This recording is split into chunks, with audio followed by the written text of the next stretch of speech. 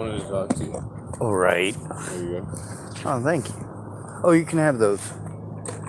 For sure? Yeah. You don't want them? Dude, I got like 3 packs. Oh, cool. Thanks. Yeah. I don't know. I go around to the ashtrays when I'm out of cigarettes and I roll them. So I got a pack of Buglers and a pack of Top that people gave me. Fuck yeah. Oh, yeah. I like raw. I figured they got a couple of different vehicles and the state patrol showed up, so they might be arresting somebody. So I figured I'd make a video about it. I figured while they're doing that, I'd give them some distance and let them do their thing. Yep, be safe.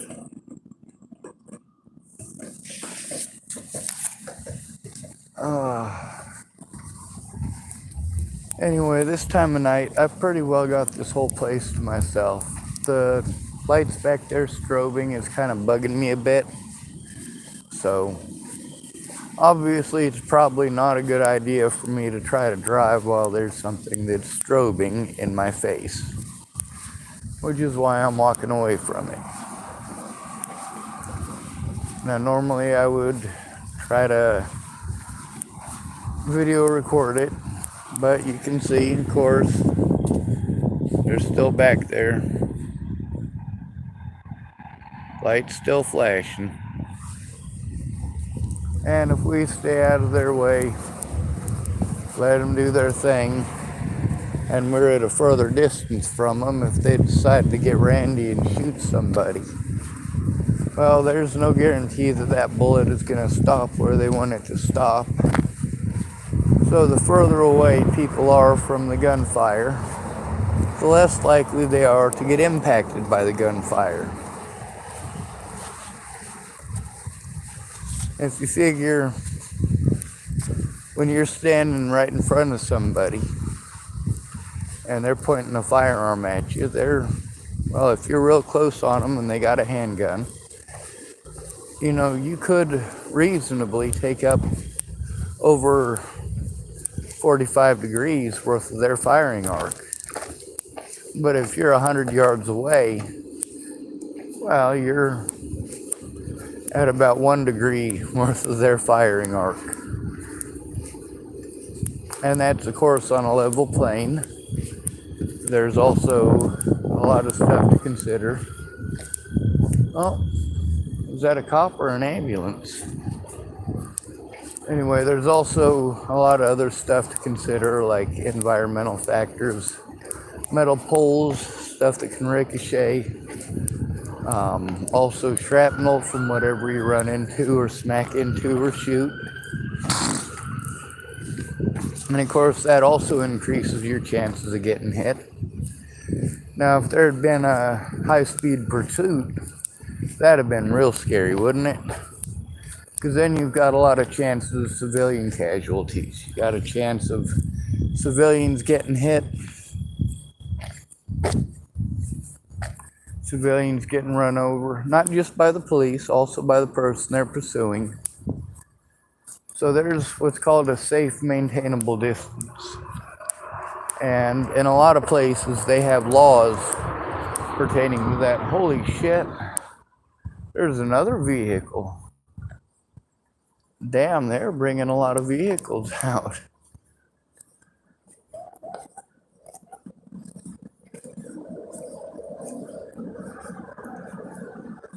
Nope, one of them turned around to go the other way. Very strange.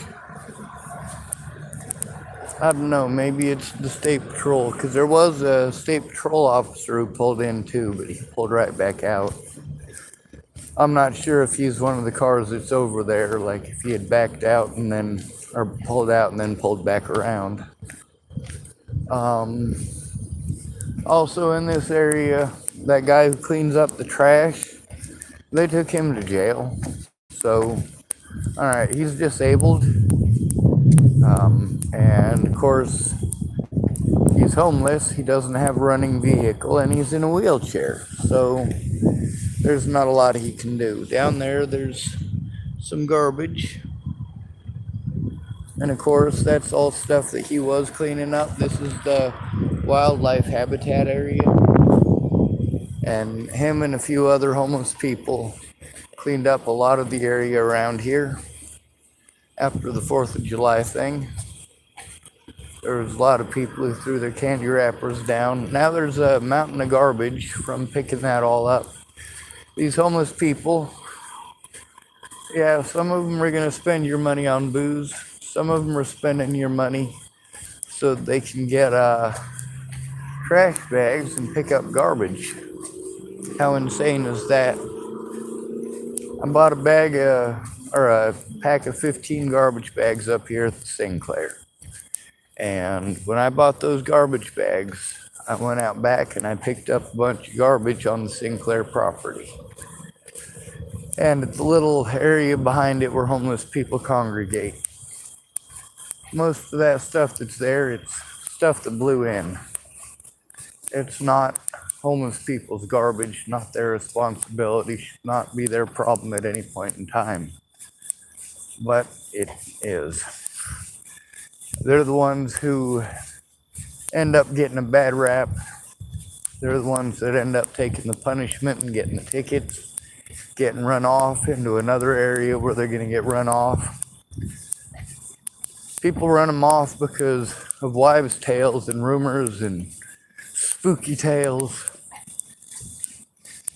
If you tell the story about the one time a homeless person come in and stole the tip jar on your counter, so now you don't let homeless people into your store. Well, imagine if a black person went into a store and stole a tip jar, and that store refused to allow any more black people in their store. That wouldn't be very nice, would it? Well, that's the America we live in, though. That store is just an analogy. There's far more devious shit afoot. And it's not devious in the way that you guys might think. It's not some Illuminati conspiracy. It's not alien brainwaves. It's not CIA devices. It's not any of that crap. It's simple motivations. One of the most important things to understand when you have to deal with other human beings is what are their motivations. Humans have very simple motivations. If you want to know what humans' motivations are, look to animals. What are animals' motivations? What do they do and why? Humans have exactly the same emotions. They have exactly the same drives. Exactly the same motives as an animal. When you think of it that way, it kind of puts everything in perspective. We just make excuses, unlike animals. An animal will fuck up, and most of the time an animal will forgive other animals. Especially in a family environment.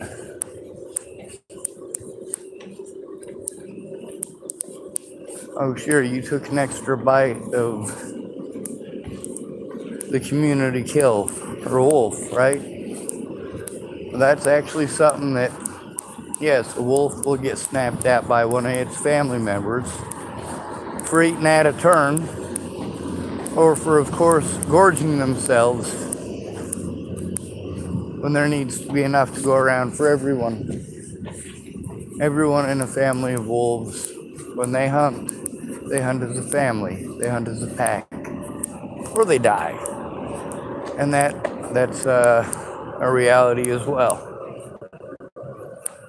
Out here for the homeless, we don't work together as a pack. Everyone's out for themselves. That old guy who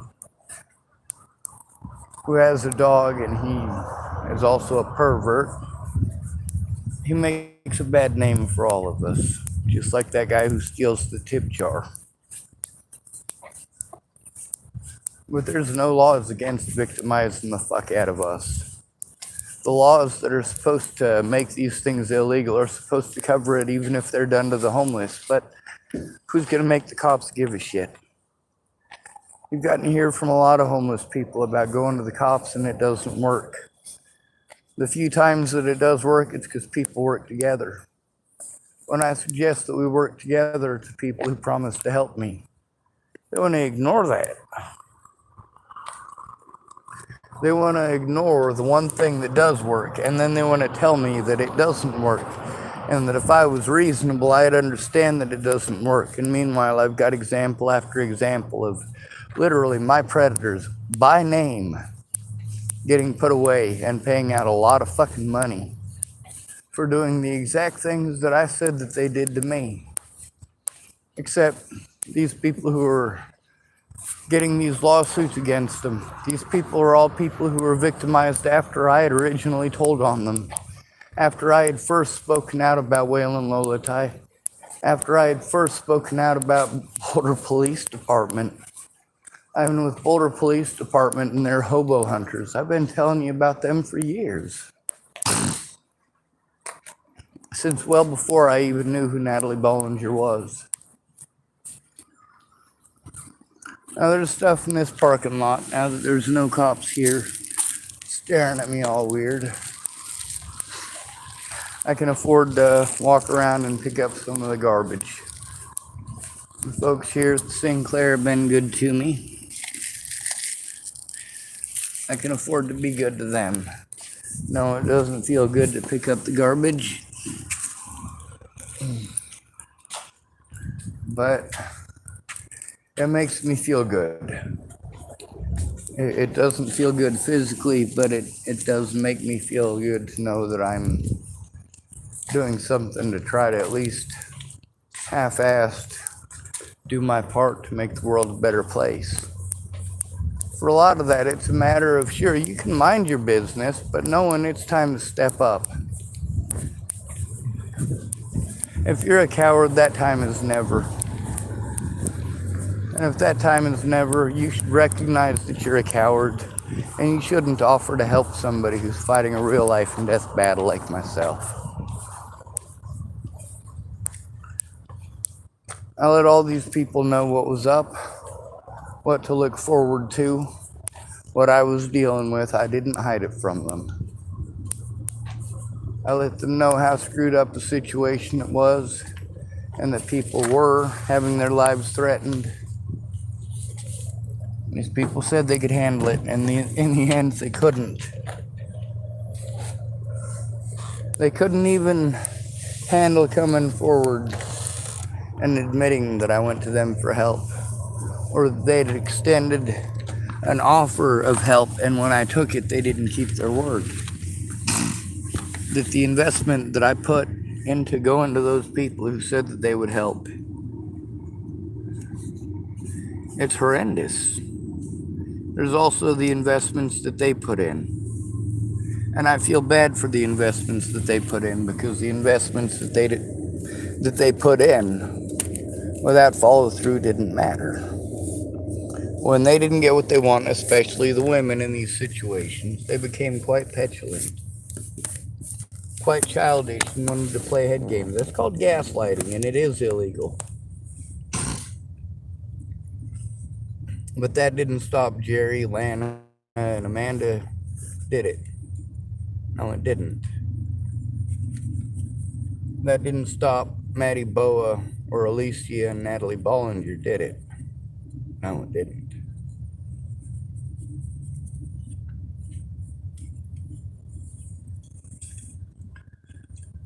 I pretend to be the bad guy a little bit.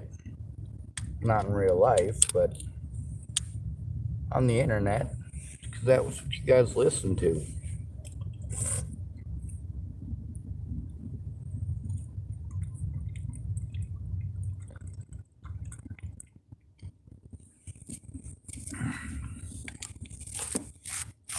When you're too busy with your assumptions to find out what's really going on, you're not able to help anyone. When you're busy making suggestions instead of listening to the victim, you're not helping anyone. I believe in doing the right thing because it's the right thing to do, but I don't always know what the right thing to do is. I do know that when I tried every legal option and was denied every legal option, I did desperate things. I knew that trying to explain to these people, hey, you know what, telling me that you're going to come forward, I just need to get a lawyer. Well, I can't get a lawyer unless you come forward because I'm called mentally ill. I've already spoken with lawyers about this. All these people who I'm supposed to go to for help trying to talk me out of getting the help that I need. How fucked up is that? But there's a reason for that. They can't just fleece me for the money anymore. I'm not an easy target or an easy victim. I'm not easy prey if I have a guardian. Even a state-appointed guardian is supposed to do something, and if they don't, then with all of these issues, your guardian is who you go after in court. If your guardian is not caring for your best interests, if I had a guardian, Marcia Estrada would have had to do her job. If I had a guardian, the police would have had to do their jobs.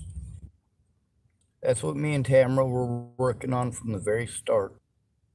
That was the ultimate goal, to make it so that people couldn't victimize me anymore or take advantage of my situation. That was before Natalie was ever killed, mind you.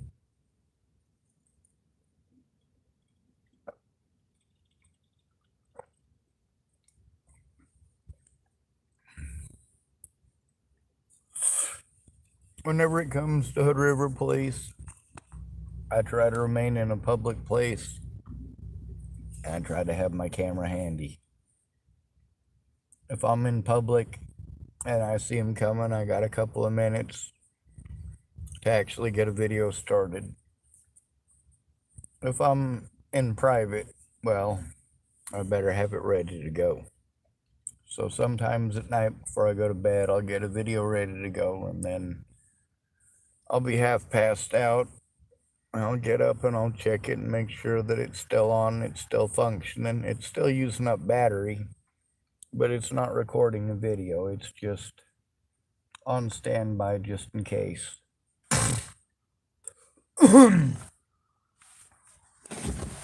There was a guy in Boulder, Colorado, and the cops went up to his window and bashed his window in with their mag light. I'm sure they probably said that they were probably said in court that they were just trying to get his attention and knock on the window, and it broke on accident. They didn't give him any fair warning. They didn't announce themselves as police. They just smashed in his window, unlocked it, pulled it out, and fucking beat him down. Claimed he tried to kick them. He didn't try to kick them. He had just woken up. He didn't know what the fuck was going on, and one of them grabbed him by the fucking foot and yanked him out of the vehicle right onto some broken glass. Smart job. Anyway, there was probably, I don't know, 2 or 3 homeless people in the immediate vicinity that saw it, myself included. Of course, I tried to go in by myself. That doesn't work. They give you a number to call, and you call a guy who basically talks over you, refuses to hear anything that you have to say, tells you that he can't investigate it, and then calls you back 30 minutes later to tell you he investigated it. Pathetic.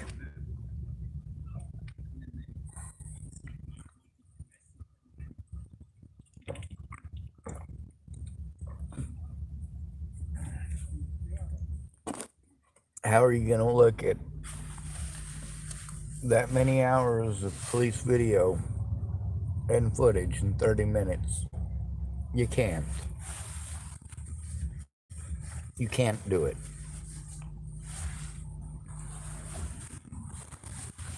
And then again, Officer Gerhart, his job is to tell the public that Waylon Lolatide followed procedure, followed by Waylon Lolatide costing Boulder, Colorado, what, $4 million now? And there's still suits pending, except for mine, right? I'm the first one he assaulted in Boulder, and I still, even though I spoke out first, I reported it first. I reported on the other victims first. I let the world know who they were. Nobody wanted to hear me, though. That's the problem with slander. That's the problem with having fake friends. If they're friends, they'll listen to you and find out what's going on and try to help put a stop to it. Real friends don't ignore you for 6 years and then pretend you're a bad guy.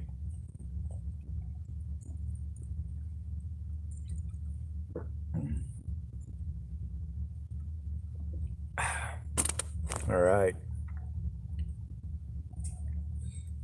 Anyway, I have enough for a violin. They're $34. Well, there's one for $34 and one for $24. I'm going to get the $34 one because it's a little bit bigger. With my wrists both being pretty screwed up and my fingers being pretty screwed up.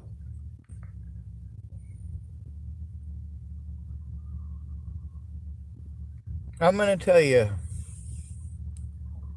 a story about my fingers. Riley Lawton used to be married to a woman named Amber. Amber is the one whose dad is a registered sex offender, the one that my little sister stayed with my niece. A small world. Anyway, there's a guard named Lauderdale at the Scottsbluff jail. She's one of the guards who took part in the hazing and the threatening and the harassing and the assaulting. She tried to break my fingers. You know why I'm not after her? You know why I'm not trying to get her into court like I am the other son of a bitches that work there? She admitted what she did was wrong. She had admitted to me why she did it. She apologized, and she tried to make amends.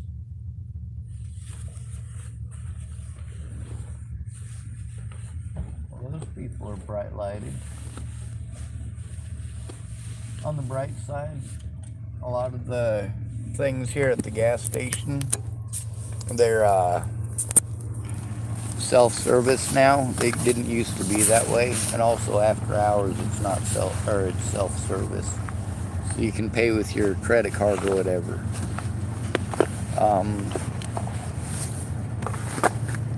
But let's get back to the story of Lauderdale. Miss Lauderdale used to be Riley Lawton's neighbor. I tried to let her know that I needed to get a hold of him. Let him know I was mad, and she told me that she would. She also bought me a couple of books while I was locked up. She really did genuinely feel bad about what she had done, and she explained that she had had a pretty rough day, and I understood.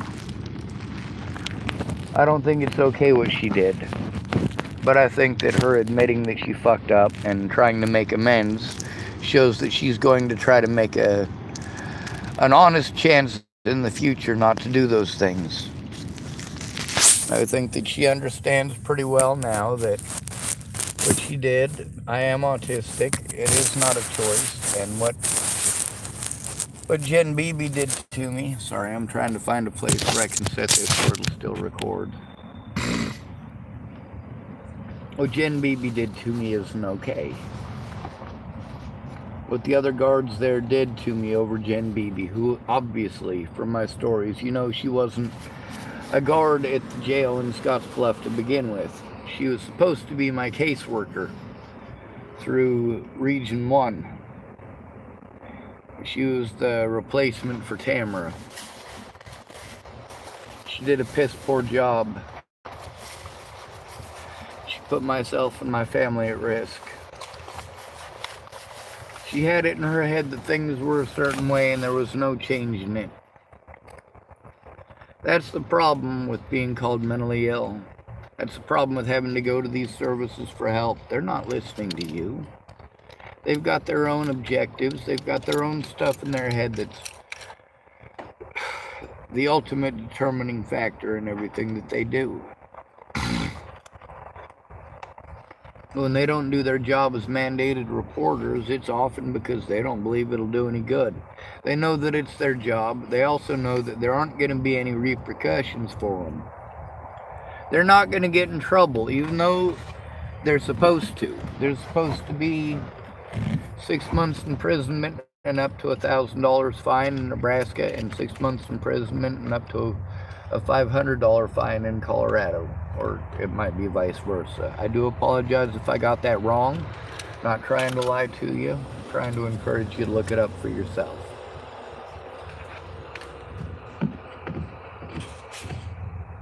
There's a lot of people that I'm mad at that still have the right information.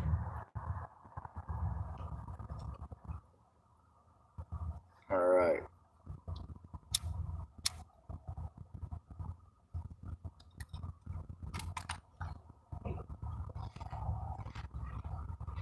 Darren O'Connor can still be useful, but he's got to understand that if you're not willing to admit where you screwed up, where you did something that was harmful to others. See, there's no way that out of all the literally hundreds of people that were involved in this situation, there's no way that they're going to arrest all of them.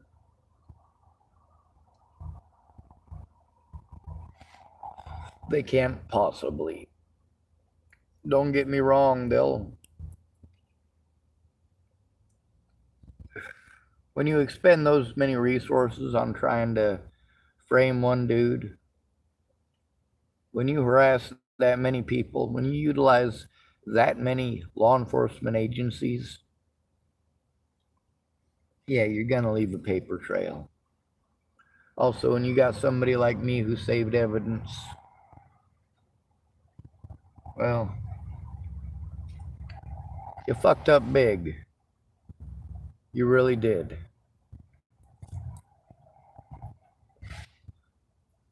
I encourage you not to listen to me. I encourage you to look at the evidence, but not just one side. If you listen to any of these Natalie Bollinger things, you're only hearing one side. You're only looking at one side. You're looking at little bits and pieces that were cut out of a bigger picture.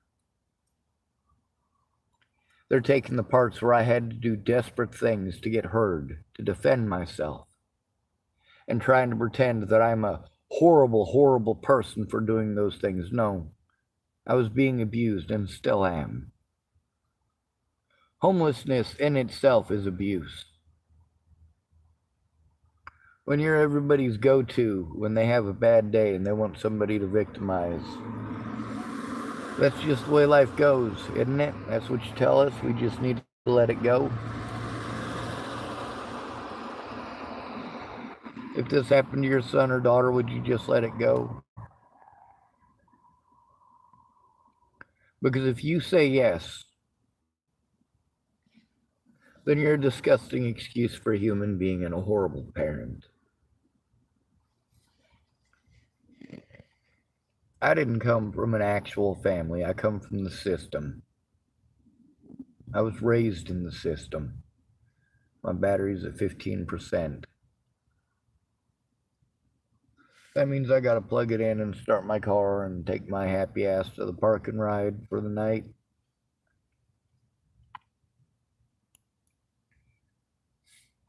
On the bright side, I got an apology. I went in and I saw that violin today. Well, depending on what time of night it is. If it's after midnight, it would be yesterday.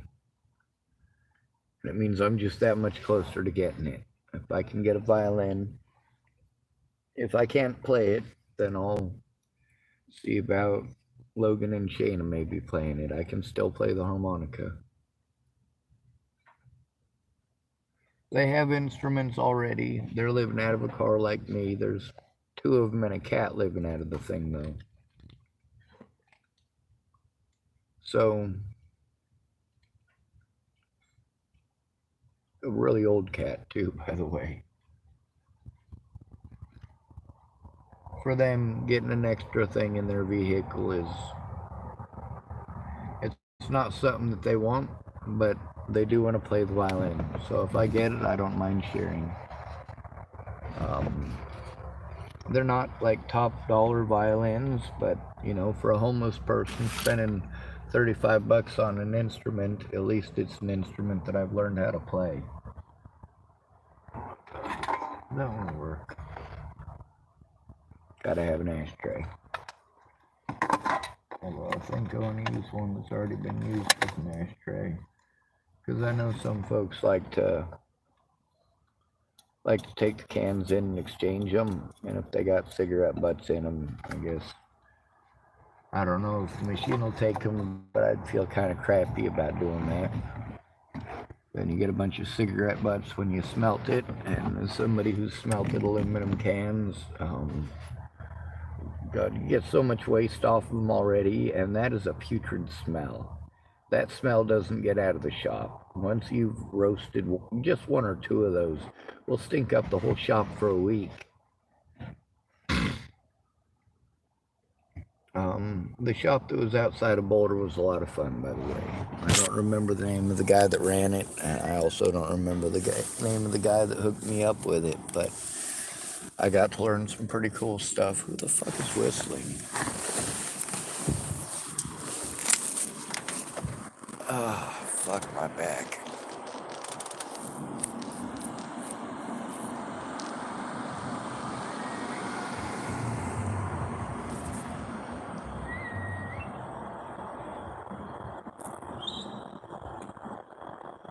Probably somebody missing their dog. He's not whistling at me.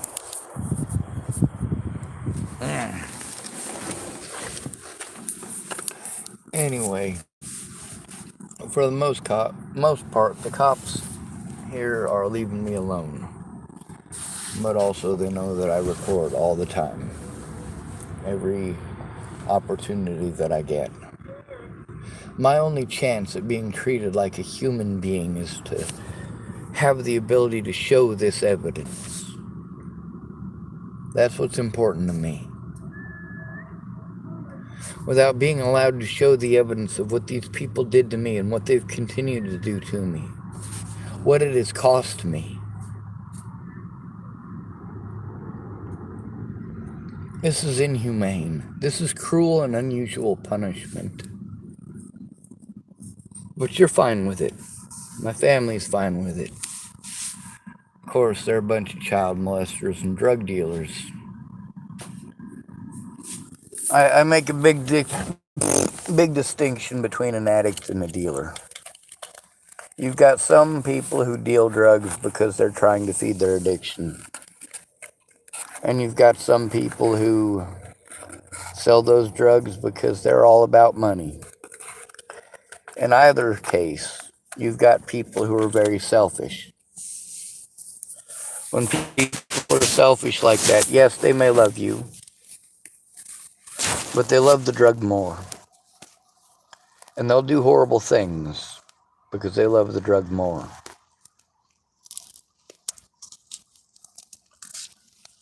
A lot of the stuff that we're going through, we've got the Me Too movement.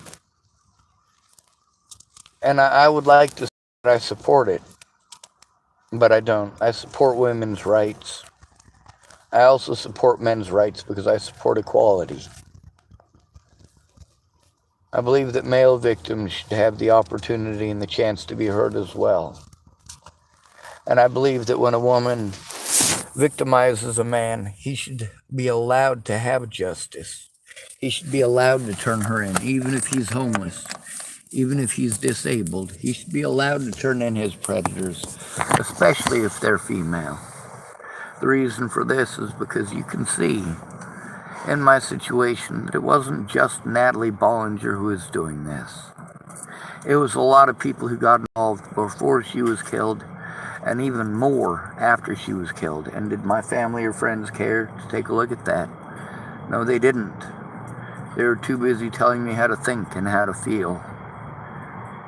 Too busy to find out what was going on. While my predators, they look for anything that they can hook onto and latch onto to pretend that I'm a horrible villain. Well, guess what? I make sure that I'm doing things well within my rights. The situation with Leslie Snell.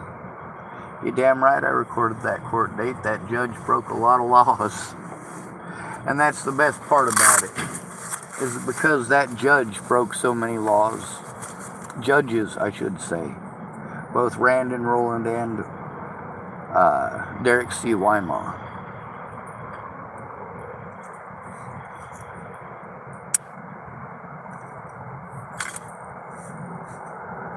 Well, all these people are telling me that they're afraid of the corruption in western Nebraska, and they're afraid of the corruption in Boulder, Colorado, and they're afraid of the corruption, well, nationwide if you're homeless.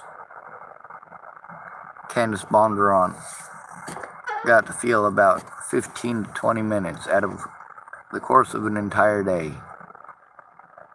15 to 20 minutes of what it feels like to be treated like a homeless person, to be harassed by cops everywhere you go.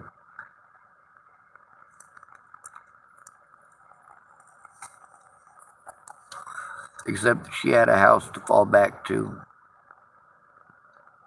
a roof over her head, children to hide behind, and a family that would help her out. All things I didn't and still don't have.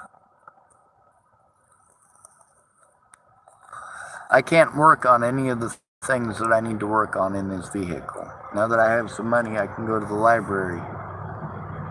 I can actually put some money in the meter there, and I can actually use the facilities there. There's a possibility that if I'm able to panhandle up enough money, I can try to survive on jack shit and possibly pay Logan and Shayna to help me with my disability stuff. Hopefully they'll be able to understand how messed up the situation is and how not well off I am.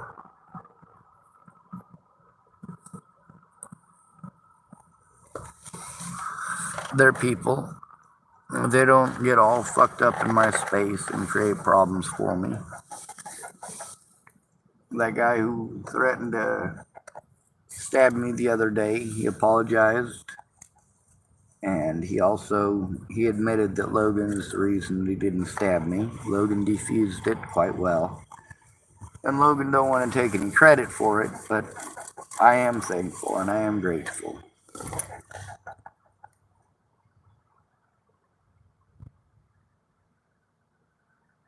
I don't mind helping him out. I don't give him more than I take. I try to make sure that it's even. Sometimes I think I'm giving him too much. Dallas Richmond thought I was giving him too much. He always thought I was giving him too much. No, I didn't. I gave him enough to keep a roof over both of our heads. Because if he lost the roof over his head, it was also the roof over mine. I didn't give him too much. I gave him enough to make sure that, well, he had internet so he could play his video games. I gave him enough to where he could pay the bills so the lights would stay on and the water would keep flowing.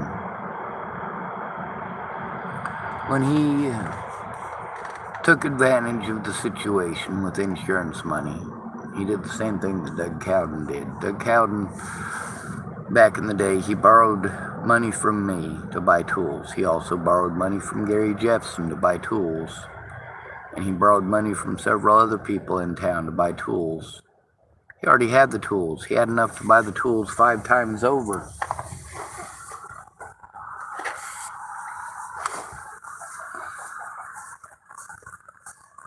But Dallas, he needed money for car insurance, so I gave him $400 for car insurance. He spent some of it on booze, and some of it on food, and some of it on his kids. I didn't have a problem with him doing that. And then he asked me for $400 after that to pay the insurance because he had spent it, and I gave him the $400.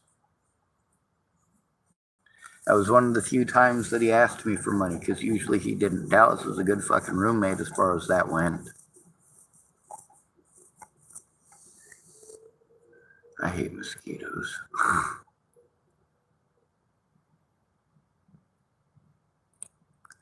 Dallas is a good dad, though. He put up with a lot of stuff that he shouldn't have had to. I do like Dallas. I like Zach Richmond, too. I like Amanda Daniels as well. I like all these people. I do like them. Matter of fact, that's an understatement. I love them all. But I'm not going to stand for this kind of treatment. not towards anyone. I wouldn't stand for it if it happened to them. When these people told me that, well, the ones that told me their children were being threatened, or they were being threatened with having their children taken away, I spoke up immediately. With Candace Bondurant, I spoke up. With my little sister, I spoke up. With Carl Rogers, I spoke up. With Aaron Cockerham, I spoke up. With all these people, I spoke up when they told me that they were being threatened and their children were being threatened. With Sarah Bacon, I spoke up. I didn't just speak up, I recorded these people and took screenshots of our messages to prove that these things were happening. And I tried to get people to look at that evidence in person, to look at the actual messages themselves instead of just screenshots. There's a lot of the screenshots that I can't show because I have important information in them. People's phone numbers and addresses that are pretty important. There's also the scammers. The ones that scammed me, that lied to me, that misrepresented the situation, that continually changed their story to any excuse whatsoever. The ones who wanted to tell me they were realistic by not doing what it is a mandated reporter is supposed to do. That mandated reporter training needs to be followed. There's a reason that it exists. It's to prevent situations like this one here from happening. This is the most incredibly fucked up situation ever. If I am this horrible fucking monster, they need to stop letting me out. Obviously, people in real life don't think I'm this horrible monster.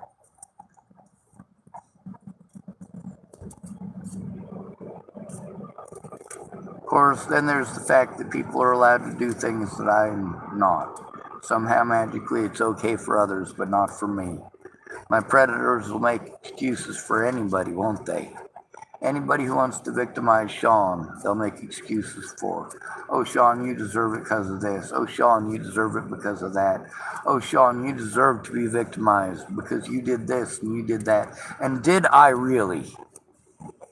Prove it. Prove it.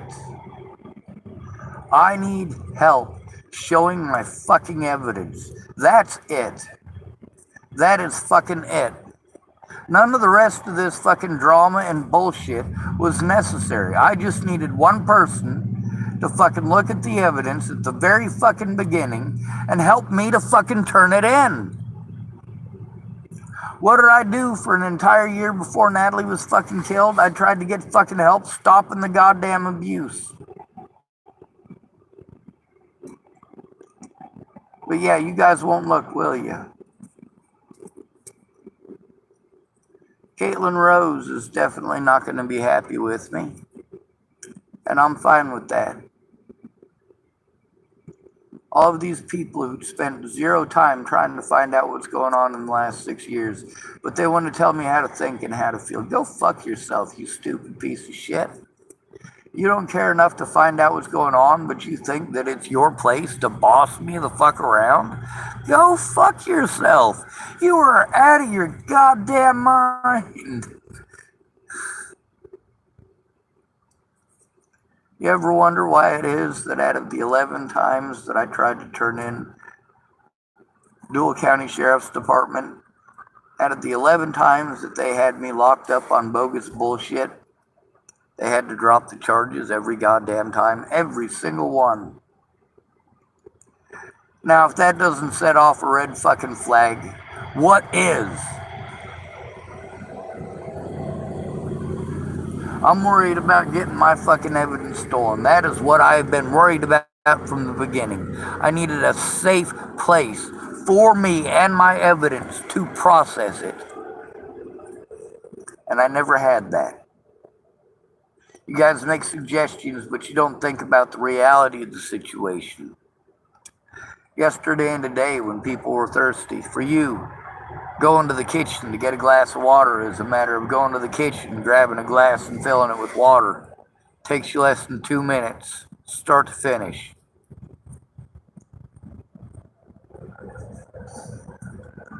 for us, if we want to go to the water fountain, if it's on, because a lot of times it's not. Let's say I'm at the park and ride, because that's a semi-safe place for me to park my car. Well, if it's a hot day, I gotta walk all the way to the drinking fountain in town here, get a drink, maybe fill up a couple of containers, not too much because it'll get heavy. And I'm expending what? Calories. I'm expending energy. Energy that costs resources like food and water. So at least I'm getting the water, but I'm not getting the nutrients that need to go with the water. And of course, it's 45 minutes round trip to do that. If I'm here, it's only 25 minutes round trip to do that. And this is, of course, a public parking spot. If I am over by Walmart, well, in Walmart they have drinking fountains. You don't get to go in with your bottle and fill up, but you can get a drink there and it's cold, whereas the stuff that comes out of the ones in town is hot. I'm down to 5% charge, so that tells me it's time to end this video. It's good to be ready. Thanks for coming to visit. Stay out of trouble or don't get caught. Remember, you are your brother's keeper and no victim left behind. Oh, there's another vehicle pulling in. Be safe.